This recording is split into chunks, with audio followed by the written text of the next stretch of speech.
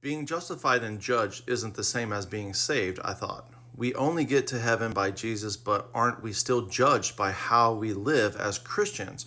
Or is that not all correct? What a fantastic question, and let me explain it to you. Justified is by what Jesus did alone. That's it. We are justified in the Father's eyes. What Jesus did on the cross was sufficient to save us and keep us saved. That's why I'm so against work-based salvation. Judgment, every one of us is going to get judged, but there's different judgments in the Bible. There's judgments of the sheep and goat, there's judgments at the bema seat, stuff like that.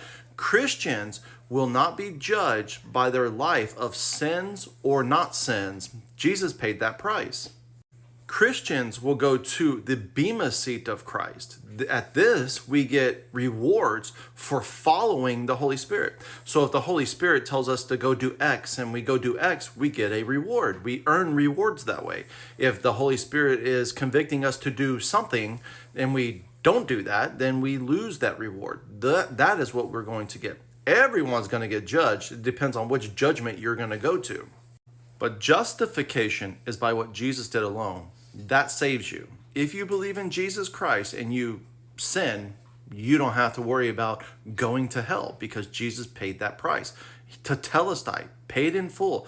It is not a down payment like Walmart. It's 100% paid in full. And the Greek word is an active, progressive word, which means that it happens right then and there and it continues forever, so you can't lose it. Hence why it's eternal. If you could lose it, it was never eternal.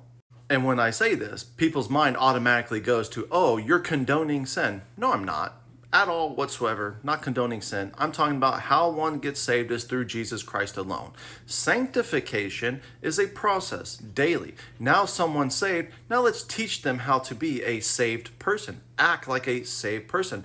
But if they don't act like a saved person, they don't get casted aside. God's not a dictator. Okay, He's a loving God. Glorification will happen at the end. We'll be glorified by Jesus to the Father, or through Jesus to the Father.